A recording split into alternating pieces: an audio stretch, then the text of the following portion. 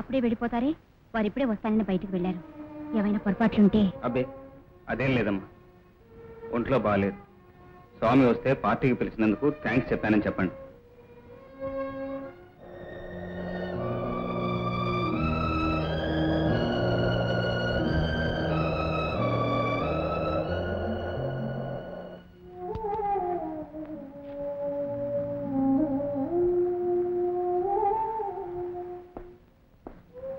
Sir.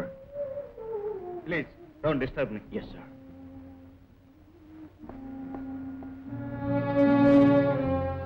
బాబు,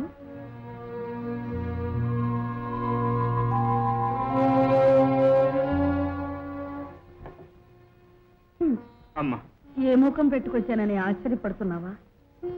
ఎంత కాదనుకున్నా కన్నపేగు కాళ్ళు చేతులు కట్టి లాక్కొచ్చింది. నాకు తెలుసమ్మా, ఏ తల్లి పుట్టినింటిని మర్చిపోయినంత తేలిగ్గా పురిటినొప్పులను మర్చిపోలేదు. కన్నబిడ్డకు దూరం కాలేదు. ఏ రోజుకైనా నువ్వు వస్తావని నాకు తెలుసమ్మా. రా కూర్చో. నేను వచ్చింది కూర్చోవడానికి కాదురా, నువ్వు పెళ్లిపీటల మీద కూర్చుంటే చూడాలని, నీ పిల్లా పాపల ముద్దులతో నా బ్రతుకు ముగించుకోవాలని ఆశతో వచ్చి. అమ్మా, దయచేసి పెళ్లి విషయం తప్ప మరే విషయమైనా మాట్లాడు. వీల్లేదు, నీ పెళ్లి విషయం తేలాల్సింది. అమ్మా, నువ్వు పెళ్లి చేసుకుని నేను చెయ్యలేని కన్యాదానం అన్నా వదిలే తల్లి తండ్రులే మీ చెల్లెలి పెళ్లి మీరే చేస్తారని కలలు కన్నాను. వంశానికి పెద్ద దిక్కుగా ఉండవలసిన నువ్వే నీ మొండి పట్టుదలతో దిక్కులేని వంశంగా చేయబోతున్నావు. అమ్మా, నిజం చెప్పు, లేదా నేను చెప్పినట్టు విను. అసలు నేను ఈ ఊరు రావటమే తప్పు. రేపే ట్రాన్స్ఫర్ చేయించుకుని వెళ్ళిపోతాను. ఏమిటి, ట్రాన్స్ఫర్ చేయించుకుంటావా? అంటే మేము ఉన్న ఊళ్ళోనే నువ్వు ఉండటానికి ఇష్టపట్టలేదన్నమాట. మా ముఖాలు చూడటానికే నీకు అసహ్యంగా ఉందన్నమాట. అమ్మా, నేను అనేది నాకు అర్థమైందిరా. రేపు కాదు, ఈ క్షణంలో ట్రాన్స్ఫర్ చేయించుకో. మేమందరం చచ్చామను. అమ్మా,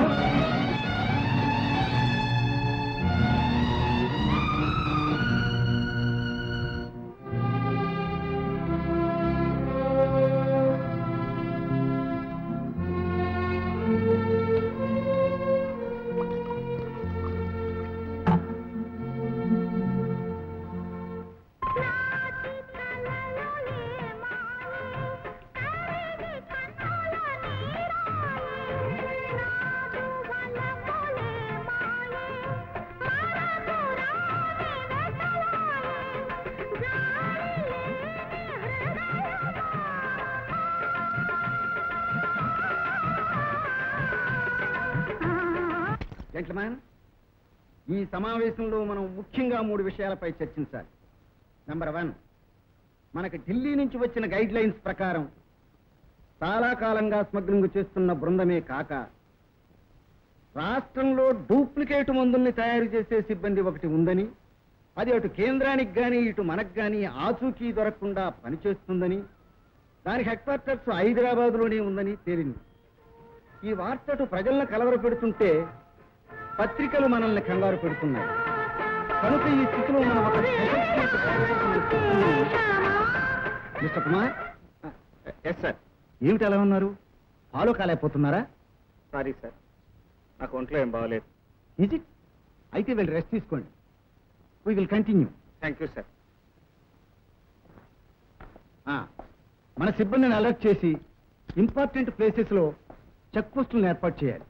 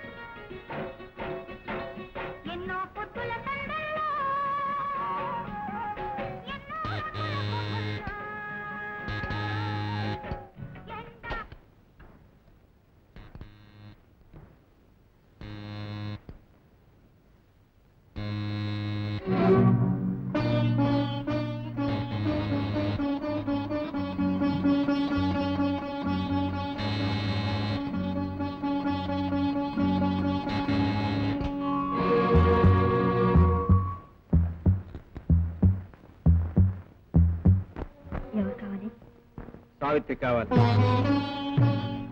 ఇక్కడ సావిత్రి, సీత, సత్య, అరుంధతి లాంటి పతివ్రతలు ఉండే స్థలం కాదు. నేను మాయను. ఇది మాయా బజార్. కనుకనే ఈ మాయా బజార్లో చిక్కుకున్న నా సావిత్రిని వెతుక్కుంటూ వచ్చిన ఒక పోలీస్ ఆఫీసర్. చెప్, నా సావిత్రికి ఏమైంది? ఎందుకు నన్ను కాదంది? ఎందుకు నాకు దూరం అయింది? నేను కల్లో కూడా ఊహించినట్లు కన్నీటిలో మునిగి పన్నీటిలో ఎందుకు తేలుతోంది? చెప్పు.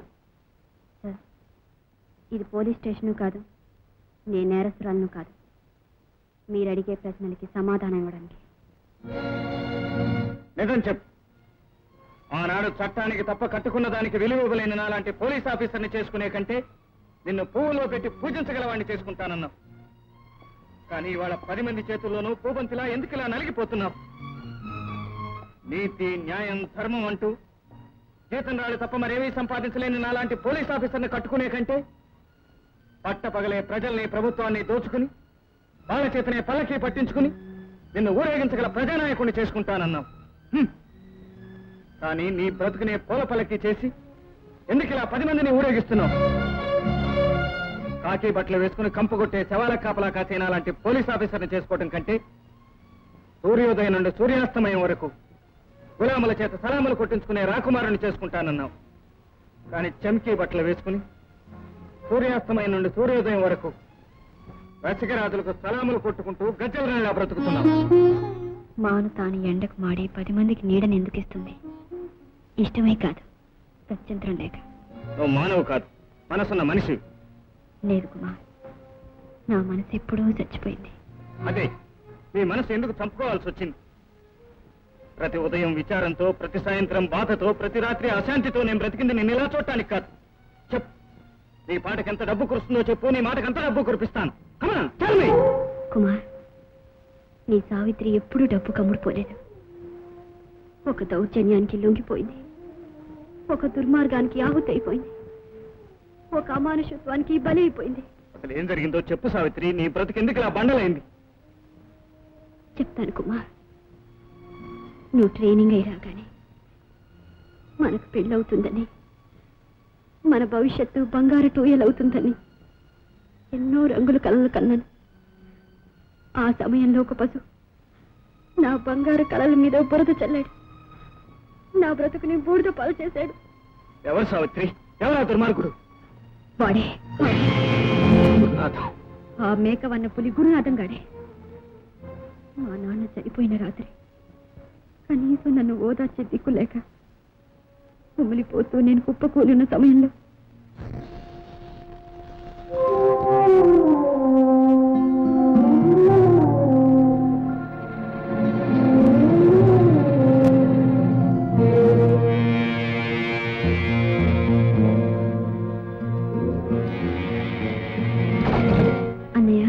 అన్నయ్య అన్న పిలుపుకి అర్థం మీ నాన్న కాష్టంలోనే కాలిపోయింది మరదల. ఇన్నాళ్ళు మనకు అడ్డంగా ఉన్న ఆ ముసలాడు కొండెక్కాడు. ఇక మనం స్వేచ్ఛగా స్వర్గ సుఖాలను పేద్దాం. గురునాథం. తప్పు, గురునాథాన్ని కాదు, ఊరిలో నాథుడు. నిన్ను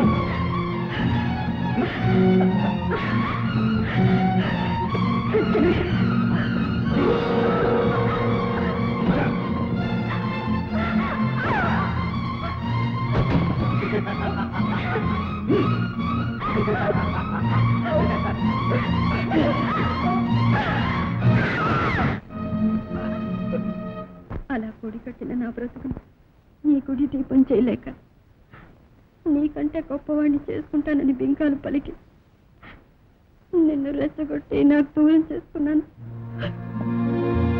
ఈ నిజం ఆనాడే చెప్పుంటే నిర్మలమైన నా ప్రేమతో నీ కన్నీటిని తుడిచి మన బ్రతుకుల్ని వెలిగించుకునేవాడిని సావిత్రి.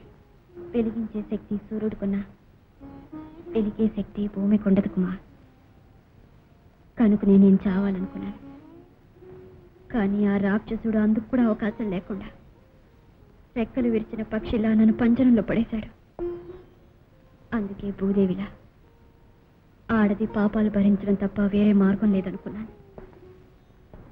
లోకం ఎగతాళి చేయకుండా వాడి తాలితో ఆలిగా బ్రతుకుతున్నాను. వాడు ఆడిస్తే ఆడుతున్నాను, పాడిస్తే పాడుతున్నాను. వాడు కొట్టినా తిట్టినా మనసు లేని రాతి బొమ్మలా పడి ఉంటున్నాను. కుమార్, ఆ రాక్షసుడు వచ్చేసాడా? దయచేసి నువ్వు వెంటనే వెళ్ళిపో ప్లీజ్ కుమార్. అక్కర్లేదు, వెళ్ళి తలుపు తెరువు.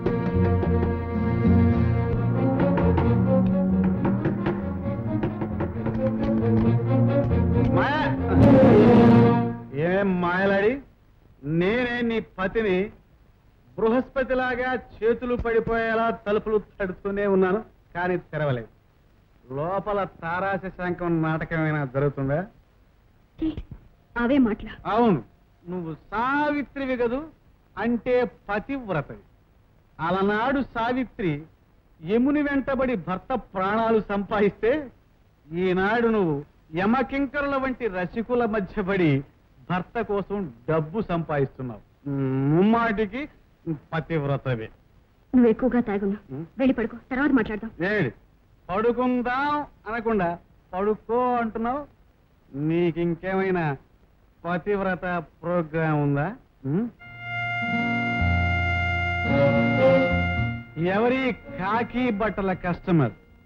పోలీసా లేక పోస్ట్ మ్యానా? నా తాగుడు తెల్లారిపోను. పోస్ట్ మ్యాన్ అయితే గడప దగ్గరే ఉంటాడు, గదిలోకి వచ్చాడు కనుక పోలీసే అయి ఉంటాడు. అవునా మై డియర్ పతివ్రత? అవునండి, ప్రోగ్రామ్ ఫిక్స్ చేసుకోవడానికి వచ్చారు. ఏంటి, పోలీసోళ్ళు ప్రోగ్రాంకి వచ్చారంటే ఫ్రీ షో అన్నాయి ఉండాలి, లేక బెనిఫిట్ షో అన్నాయి ఉండాలి. సార్, తమరింతకీ ఏ షోకి వచ్చా?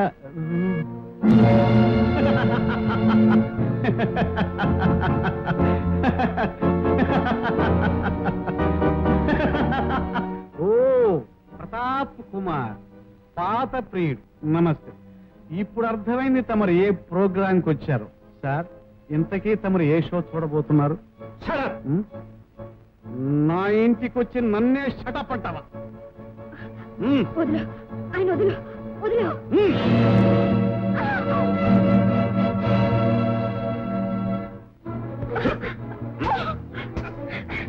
గురునాథం, ఏ ఎన్నాళ్ళు సాగుతుంది భాగవతం?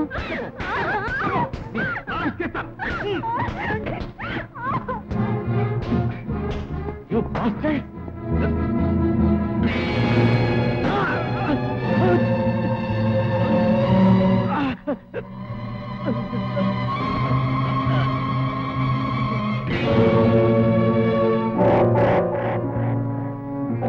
గురునాథం, గురునాథం,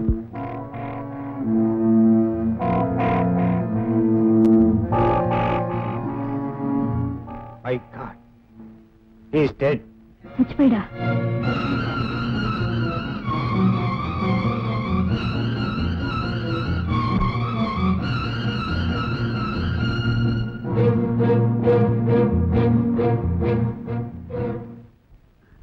ఏం చేయబోతున్నావు?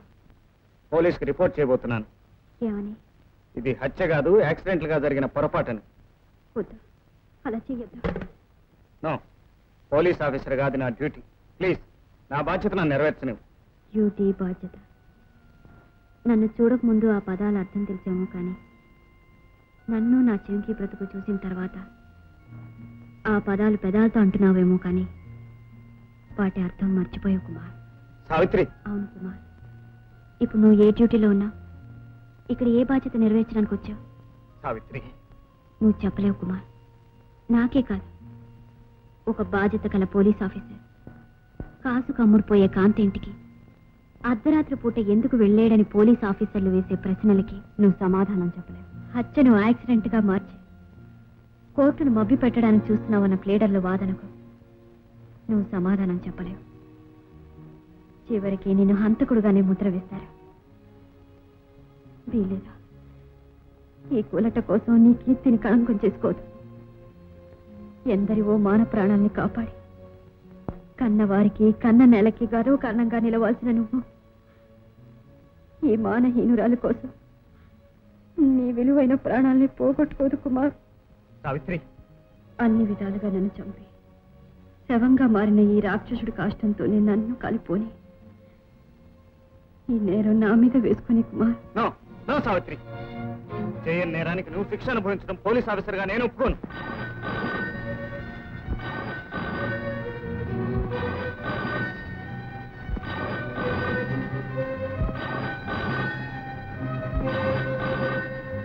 సరే, నువ్వు కూడా నాతో పాటు రా. ఎక్కడికి? ఎక్కడికో నేను ఇప్పుడు చెప్పలేను. పద.